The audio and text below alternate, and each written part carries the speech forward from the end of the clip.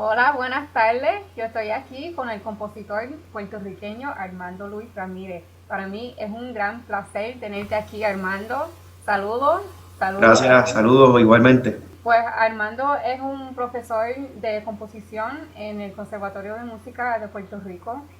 Es un compositor excelente. Estrené una obra de él en el Festival de La Habana, el Festival de Música Contemporánea de La Habana, Cuba.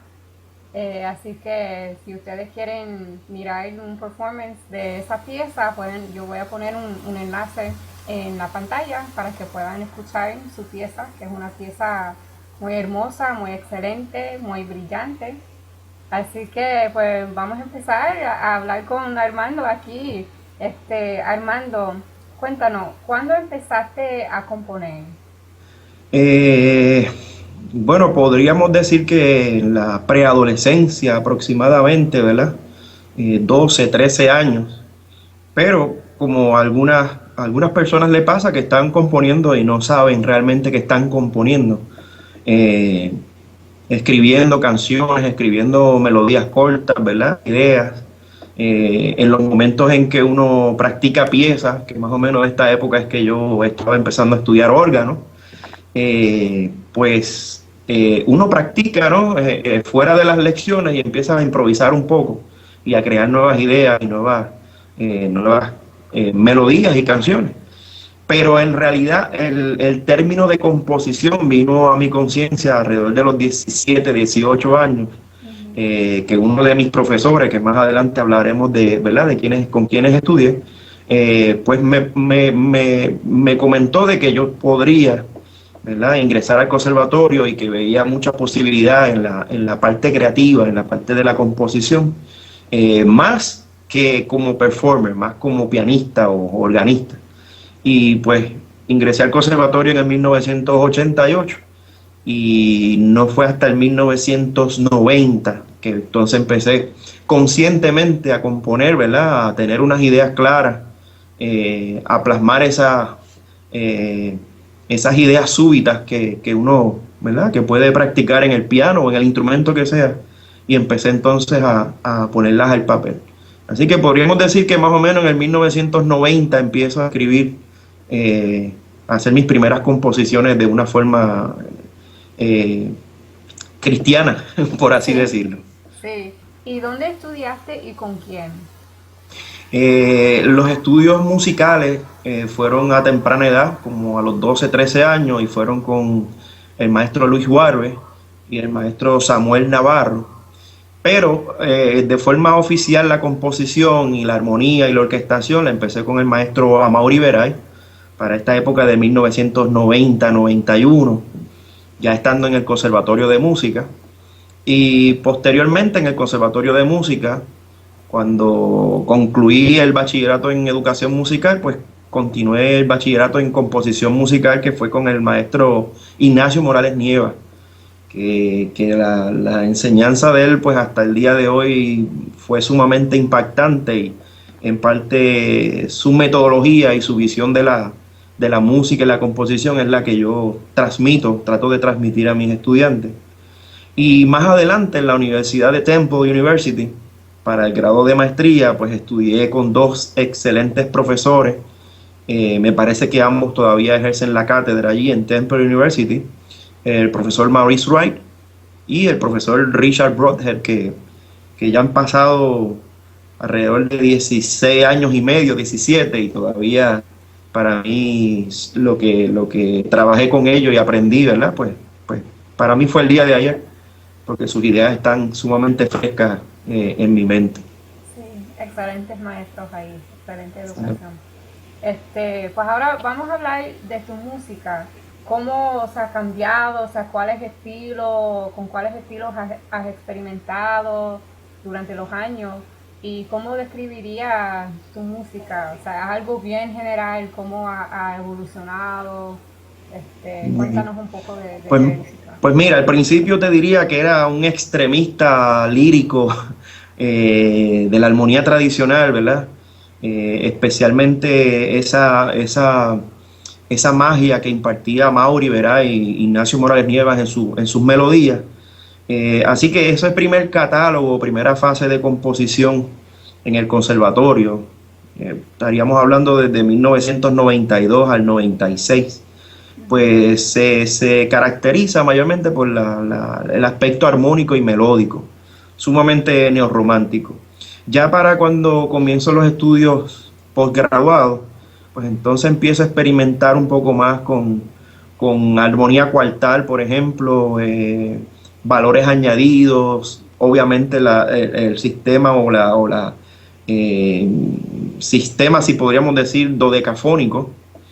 eh, y no sé si llamarlo una tercera fase, ¿verdad? Porque todavía es muy temprano para decir como tercera fase, pero en este momento me encuentro desde hace unos 10, 12 años en una parte ecléctica, en la que no tengo eh, un método en específico, sino que hago una fusión, ¿verdad? De lo que es, pues obviamente, las tendencias románticas tradicionales de la melodía y la armonía, como dije ahorita, pero también escapándome un poco con la armonía no tradicional.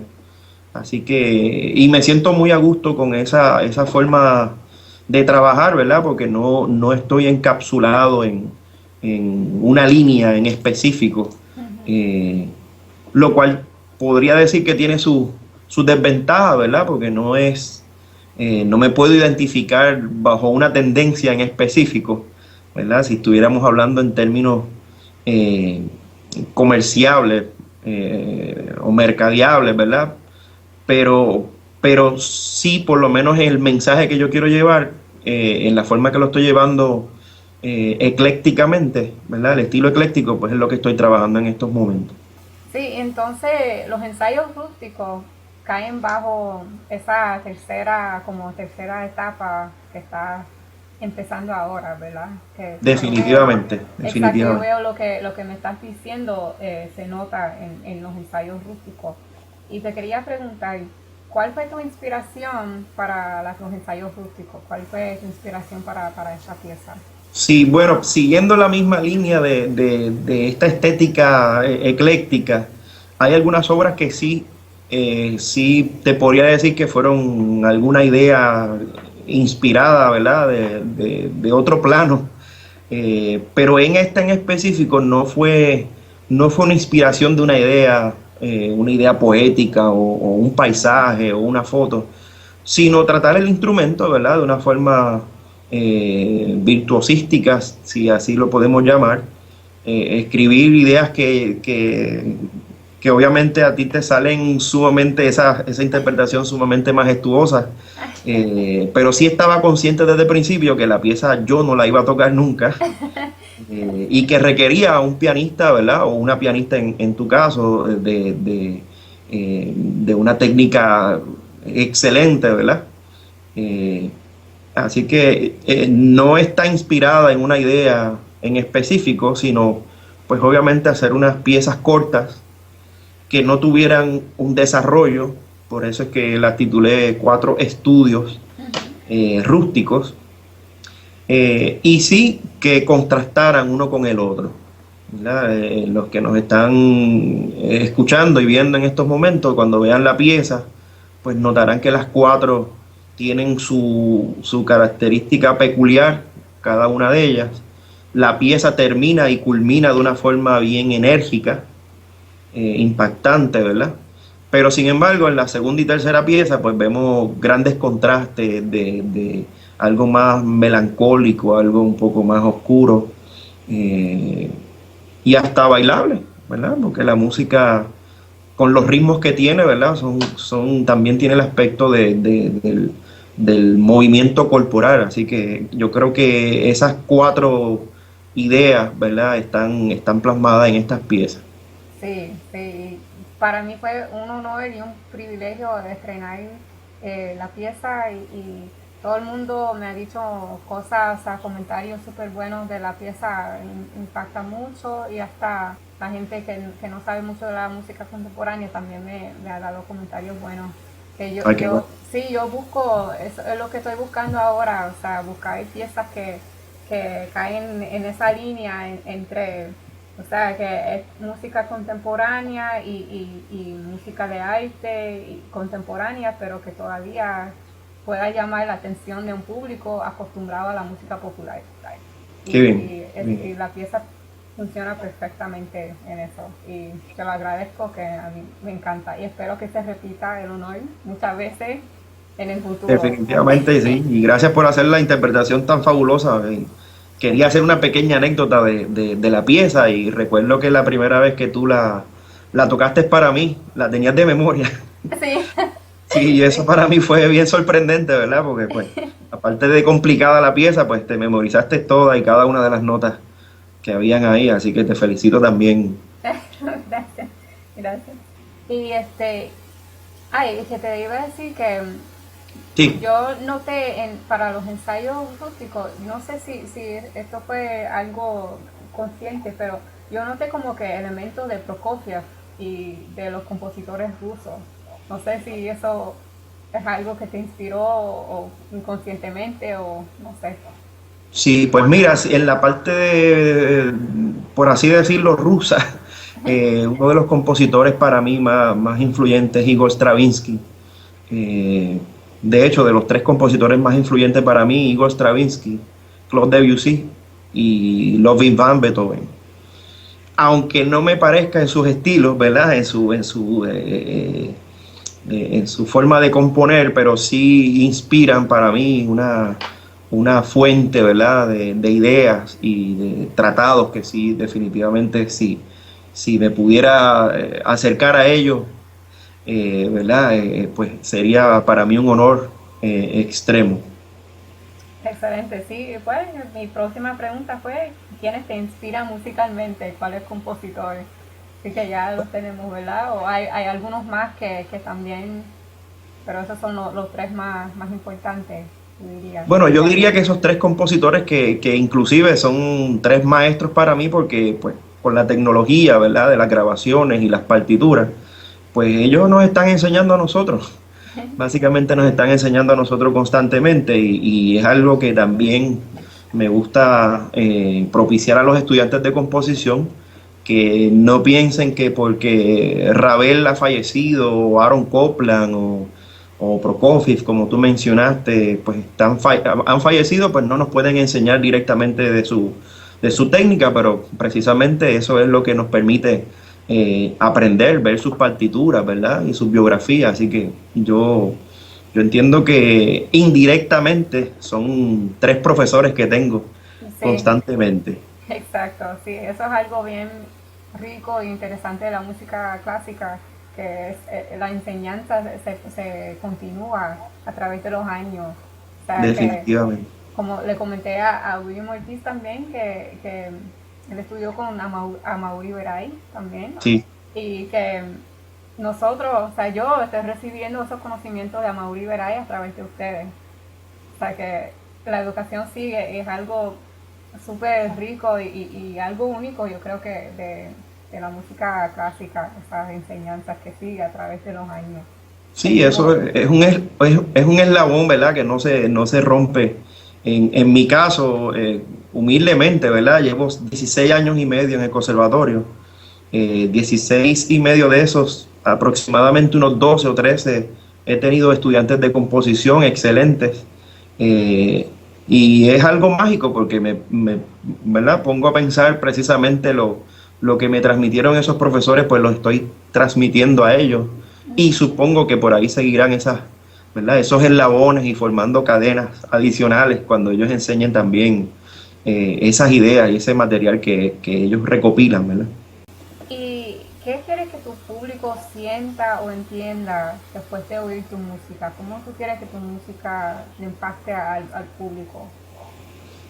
Eso es una excelente pregunta, ¿verdad? Habría que empezar si lo que quiero es que el público tenga, ¿verdad? Que sienta algo, ¿verdad? O que entienda. Pero yo creo que lo más importante, sea positivo o negativo, sea que haya una reacción. ¿Verdad? Si hay una pintura la cual miramos y apreciamos, pero no llegamos a una conclusión de ella, pues yo creo que a lo mejor habría que reevaluar, ¿verdad? nuestro pensamiento, nuestra forma de ver las cosas. Lo mismo pasa con una danza, con una poesía. Y obviamente en la música, si escuchamos algo y no hay una reacción, eh, yo no creo que sea culpa del compositor, tal vez es de nosotros mismos que no le buscamos ese significado a la música. Así que yo creo que en mi caso es crear una reacción. No una reacción tan volátil, ¿verdad? Porque yo sé que hay composiciones que son bien incisivas para los gustos de cada cual, ¿verdad? Pero sí que reaccione de una forma u otra y que pues obviamente el mayor premio que uno puede recibir es un halago o simplemente una crítica o un cuestionamiento cuando se interpreta una pieza, ¿verdad? Ya sea de piano, como en el caso de los cuatro ensayos rústicos, una pieza orquestal, miembros de la orquesta que te digan, ¿verdad? Entendí tu pieza o este pasaje que significa, o simplemente el auditorio, ¿verdad? El público que pues muy pocos le hacen críticas a uno, ¿verdad? Simplemente felicitan. Eh, pero yo creo que eso es mayormente mi, mi propósito con las Sí, composiciones, ¿verdad? exacto. Ocasionar una reacción. Exacto, que haya algo, algún tipo de reacción. No importa lo que sea. Si es positivo, Definitivamente. pues una reacción positiva, pues es mejor, obviamente, pero Claro. con tal de que haya, sí, yo estoy de acuerdo. Yo creo que Sí, eso porque si es todo positivo, pues es muy malo, ¿verdad? Porque entonces uno no crece, no hay forma de comparar una idea con la otra, y sencillamente uno no puede hacer composiciones que sean agradables para todo el mundo. Ujú. Así que yo creo que lo más importante es que viene con una pregunta posterior, ¿verdad? Sobre los compositores de la nueva generación, es no tratar de complacer a toda la audiencia, a todo el público, porque simplemente siempre va a haber alguien que no entienda, ¿verdad? Que sea una pieza agradable para su sentido. ¿Y hacia dónde piensas que está dirigida la música clásica o la música de arte contemporánea en el futuro? Pregunta difícil. Bueno, sí, esa es una pregunta de visión, ¿verdad? Eh, Obviamente, pues el mercado de la música, por así decirlo, ¿verdad? Clásica o de sala, pues va bien dirigida a la música cinematográfica, a la música de videojuegos, por ejemplo, que tienen, pues que forman parte, ¿verdad? De esta experiencia audiovisual y pues obviamente pues la música toma como un papel protagónico, ¿verdad? Como un personaje adicional, no solamente música de fondo, ¿verdad? Que pueda funcionar mientras ocurre algo visualmente. Eh, pero sí hay que tener un poco de cuidado con esta nueva tendencia, ¿verdad? Porque pues entonces dejamos de estudiar los grandes compositores y en algunas ocasiones nos conformamos con simplemente tener buenos sonidos sintéticos o simplemente construir frente a una computadora y nunca tener esa experiencia, ¿verdad? De tener un músico real, un ser humano que pueda interpretar, ¿verdad? De una forma u otra la música que uno hace. Así que yo creo que peligrosamente va por esa dirección, ¿verdad? Del compositor solitario en que no necesita otros seres humanos, ¿verdad? Otros músicos para interpretar la música. Y yo entiendo que eso hay que delinearlo y tener mucho cuidado con eso. O sea, que la música se va moviendo junto a la tecnología, pero debemos a la misma vez, pues, no perder las viejas tradiciones, porque eso es lo que nos va, por lo menos a los compositores, nos va a distinguir, ¿verdad?, de unos que otros. Un compositor que sea más completo, no solamente crear algunas melodías y tres acordes, ¿verdad? Por así decirlo de una forma simplista, Ujú. sino ir más allá, estudiar un poco más. La tecnología se aprende en cuestión de 3 meses, realmente. Así que, pues, mayor énfasis, ¿verdad? Para que la música sea lo primordial en todo Sí. ahí. Y la última pregunta, ¿cuáles consejos tienes para la próxima generación de compositores?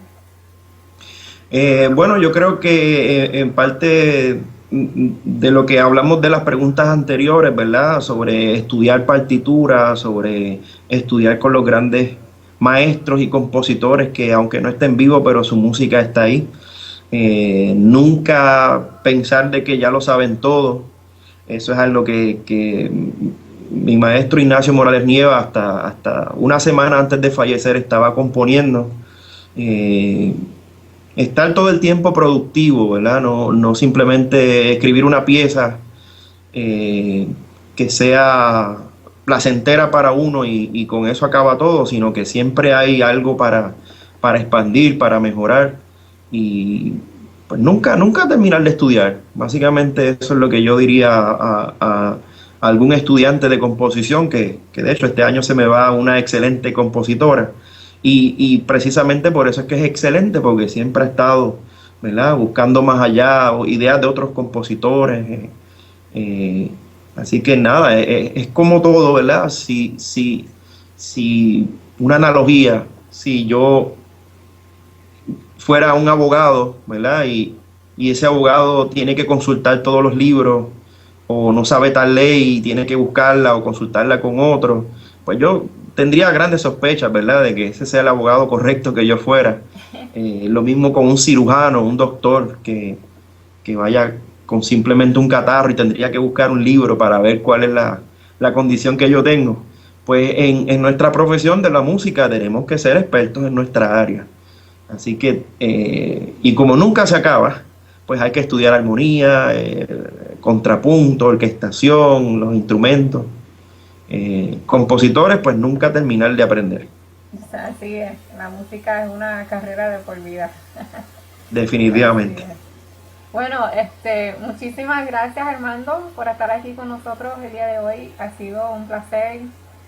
Gracias por todo, de verdad. Te lo Gracias a agradezco. ti, esperemos que esto nos documente en la historia, ¿verdad? De aquí a 20, 30, 40 años, como estábamos hablando al principio, ¿verdad? Sí, sí, y si ustedes quieren ver más entrevistas con compositores, yo tengo dos aquí en mi canal, y estoy haciendo, las preguntas son parecidas para que ustedes puedan comparar las respuestas entre los compositores, porque es bien interesante escuchar cómo cada compositor contesta las preguntas de una manera diferente. Y si quieren saber más sobre Armando, pues voy a incluir aquí enlaces, o aquí si puedo en la pantalla o en la caja de descripción abajo, los enlaces para su website donde se puede conseguir sus partituras y cualquier cosa que ustedes quieran saber más de Armando, pues lo voy a incluir aquí. Y si tienen más preguntas, pueden hacerlas en los comentarios y yo sé, le dejo saber a Armando que hay preguntas, ¿verdad?, en los comentarios de mi canal para que él pueda contestar esas preguntas también. Y Claro. pues nada, muchísimas gracias por mirar, gracias Armando otra vez. Y Gracias a ti, gracias a ti. espero que todos tengan un lindo día y un año lleno de música y muchas cosas buenas. Gracias y Luego. buenas tardes a todos.